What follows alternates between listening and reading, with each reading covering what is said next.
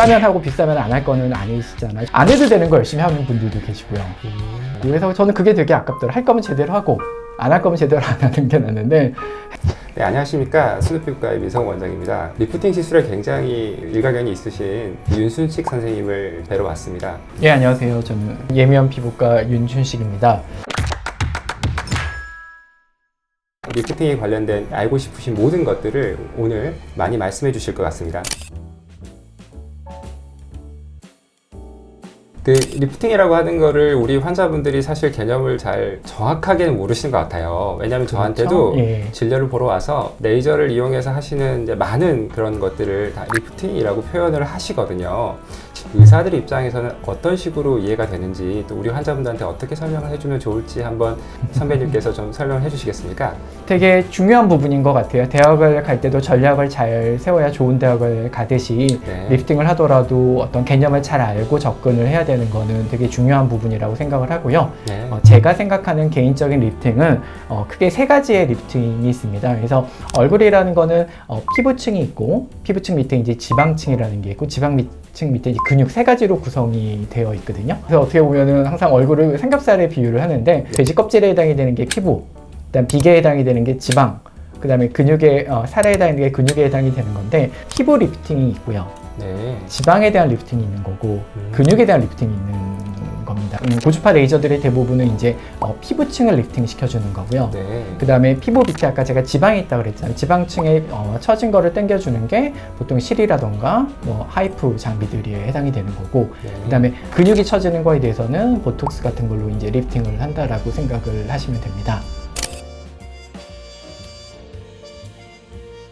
처져 보여요? 아니면 젊어지고 싶어요? 라고 얘기했을 때 사람마다 얼굴이 다 다르잖아요. 그래서 일단 제일 중요한 거는 진단을 정확하게 하는 게 굉장히 중요합니다. 피부가 처진 사람인지, 네. 아니면은 지방이 처진 사람인지, 근육이 처진 사람인지에 따라서 접근법이 달라야 되는 거고, 그래서 모든 치료가 다 그렇지만은 미용 치료, 리프팅 치료에서 제일 중요한 거는 진단입니다.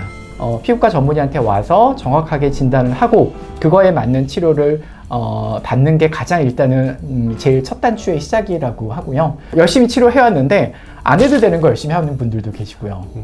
그 다음에 네. 해야 될 걸 몰라서 이렇게 못 하시는 분들도 네. 있고, 그래서 저는 그게 되게 아깝더라고요. 할 거면 제대로 하고 안 할 거면 제대로 안 하는 게 낫는데, 했는데 열심히 했는데 안 해도 되는 걸 열심히 하는 경우들은 결국은 진단이 제일 중요한 거고, 피부에 대한 리프팅인지 지방층에 대한 리프팅인지 근육에 대한 리프팅인지 를 정확하게 진단을 해야 되는 거고, 아는 만큼 보인다고 하잖아요. 그래서 정말 피부과 의사들이 열심히 공부를 하고 학회에 나가서 열심히 실력을 높이는 이유가 실제로 정말 아는 만큼 피부의 처짐과 지방의 처짐과 근육의 처짐이 보이고 그거에 맞춰서도 시술을 해드릴 수가 있게 됩니다. 결국은 윤곽을 분석하고 나서 뭔가를 해야 될지를 결정하는 것도 의사의 경험이기 때문에 의사의 경험과 감각과 지금까지 해온 어떤 노력들이 제일 중요한 부분이라고 생각을 합니다. 결국에는 어떤 의사원을 찾아가서 진찰을 받고 적절한 어떤 그런 리프팅 방법을 선택하는 거가 가장 중요한 그런 포인트라고 생각이 드네요. 예, 또 연애도 그렇잖아요. 처음에 좋은 사람을 만나야 되듯이 결과가 좋죠. 예. 네, 이거 하나만 딱 받았을 때 가장 좀 효과적이다라고 할 수 있을 만한 어떤 시술들을 좀 추천해 주실 만한 게 있으실까요? 그게 이제 환자들이 제일 많이 물어보는 거고 제일 중요한데, 결론을 말씀을 드리면 그런 건 없습니다. 그래서 환자들의 마음은 다 압니다. 최소한의 비용을 들여서 최대 결과를 얻을 수 있는 거를 원하는 건 저도 마찬가지고 모든 사람들이 다 마찬가지인데, 제일 중요한 건 내 얼굴에 맞는 시술을 하는 게 제일 어떻게 보면 가성비가 좋은 시술입니다. 얼굴 형태가 다르기 때문에 나한테 맞는 가성비 시술이라는 건 내 피부 타입과 얼굴의 윤곽과 처짐의 노화의 타입에 맞춰서 시술을 받는 게 가장 가성비가 좋은 시술입니다. 그래서 환자들이 왔을 때 비용을 물어보는 건 되게 제가 보기엔 좋은 방법은 아닙니다.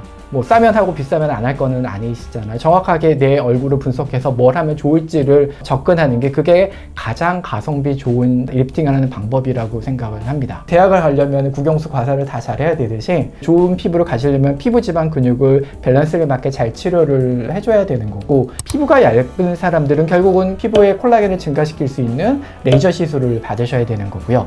지방 같은 경우에는 물리적으로 처진 거 실로 당겨주는 역할을 그런 시술을 받게 되는 거고, 볼륨이 없어서 처지는 경우에는 볼륨 리프팅을 하셔야 되는 거, 필러 같은 걸 하셔야 되는 거고, 그 다음에 근육이 약간 비대해지거나 접혀서 생기는 처짐이나 주름은 보톡스 같은 톡신 시술을 하셔야 되는 거고요. 그러니까 결국은 환자분들의 어떤 상태에 따라서 굉장히 복합적인 시술이 동시에 필요한 경우가 굉장히 많네요, 보니까. 예, 맞습니다. 내가 어떤 시술을 받으면 제일 좋을까에 대해서 제일 중요한 거는 저는 관상이라고 생각을 합니다. 이 사람은 뭐 선할 거야, 이 사람은 악할 거야, 그런 게 아니라 제가 얘기하는 관상이라는 거는 얼굴 형태를 보면 얼굴의 유형이라는 게 있고요. 계란형이 있고요. 그 다음에 O형, 얼굴이 긴 사람이 있고요. 그 다음에 얼굴이 사각형으로 약간 각진 사람들이 있고, 그 다음에 역삼각형으로 약간 하관은 조금 좁고 위에 얼굴은 좀 큰 사람들도 있고, 그 다음에 동그랗게 얼굴이 동그란 사람들도 있는데, 내 얼굴이 좀 길다 라고 생각하면은 사각형 보톡스라면 얼굴이 더 길어 보이고, 그러면 얼굴이 긴 타입은 뭘 받으면 좋으냐에 대해서는 세로가 길잖아요. 가로를 조금 이렇게 길게 할 수 있는 약간 볼륨을 채워주는 필러 시술 같은 거를 뭐 볼 쪽이라던가, 그 다음에 눈 밑 앞광대 쪽에 볼륨을 더 채워주면은 사람이 조금 더 가로 세로 비율이 맞으면서 안정감을 주면서 덜 피곤하게 보이는 결과를 볼 수 있고요.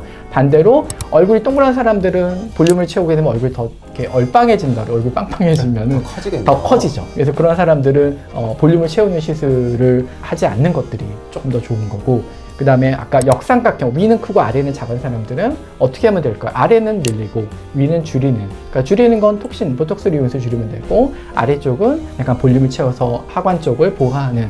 그 다음에 얼굴에 살이 없다, 패여있고 퀭해 있다 라고 하는 사람들은 보톡스를 잘못하면 오히려 더 퀭해지는 거고, 그런 식으로 얼굴형에 맞는 시술을 하면은 만족도가 높고 더 좋은 결과를 가져갈 수 있습니다. 그래서 정리하면은 얼굴 형태를 5가지로 분류하고 그거에 맞춰서 라인을 잡거나 문제를 해결하면 더 좋은 결과를 낼 수 있는 것 같아서 얼굴 형태를 주목하자라는 얘기를 해드리고 싶습니다.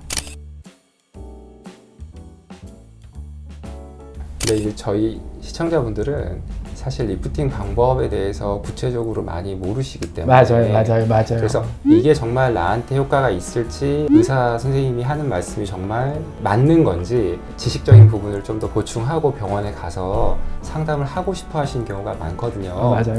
의사분들은 이제 환자분들 얼굴을 보면 많은 시술 경험이 있으시기 때문에 그 상황에 따라서 이거가 도움이 되겠습니다 라고 하시지만, 사실 용어도 좀 어렵게 쓰시고 상담 시간 동안에 다 이해를 하고 가시지는 못하세요. 맞아요. 저희가 환자분들 많이 이해시키려고 노력하지만 환자분들이 그에 비해서 많은 정보를 못 갖고 있는 것도 사실이라, 그런 정보들을 저희가 조금 더 드리는 게 환자분들이 오셔가지고 좀 더 쉽게 리프팅에 대해서 이해를 하고 좀 더 신뢰성 있는 접근을 할 수 있는 그 통로가 될 것 같습니다. 어디까지 환자들이 알고 와야 되는지, 그 다음에 어느 정도에서 내가 결정을 해야 되는지, 이 2가지 포인트는 정말 중요하거든요. 그래서 가끔 환자들 보면은 저희들보다 열심히 공부를 하고 와서 그거에 대해서 질문하는 환자들도 있고요. 너무 이제 아무것도 모르고 와서 저희가 설명을 드려도 전혀 방향을 못 잡는 분들도 계시는데, 개인적으로 봤을 땐 그 중간이 제일 좋은 것 같습니다.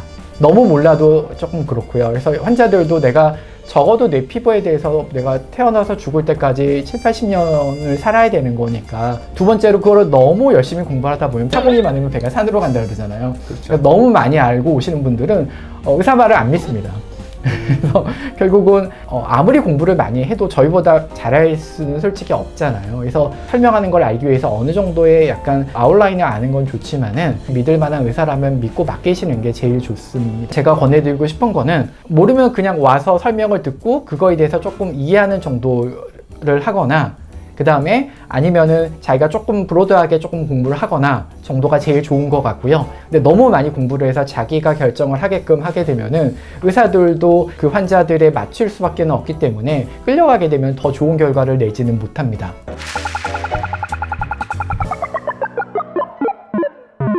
리프팅에 대해서 많은 말씀을 해주셨는데 다음 편에 한 번 더 뵙고 이야기를 나누도록 하겠습니다. 다음 편에 뵙겠습니다.